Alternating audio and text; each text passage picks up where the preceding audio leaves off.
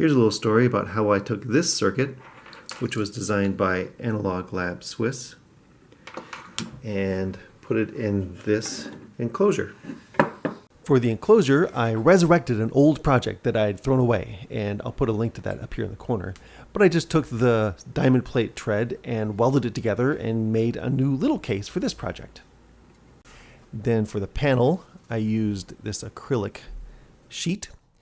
Then I used Photoshop to design the panel. And I came up with a clean black design and also a color one. Then I cast my own knobs from knobs I'd found over the course of my travels. And it's really not that hard. You just find the right stuff and follow the directions.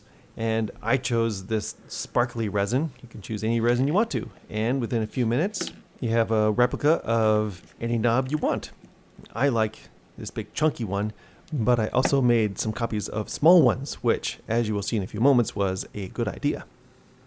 And here I just wanted to use my center finder to find the center of the knob so I can drill a hole in it. And there you see me drilling the hole. So here's when I find out that the knob is too wide. I can't read the word out. So I'm going to have to use a smaller knob. And there you see it. And what you hear is a short little sequence being played by my synthesizer, unaffected by the Sub101. And as you see, I use the mixer to gradually switch over to the sub-oscillator. And now I'll stop talking.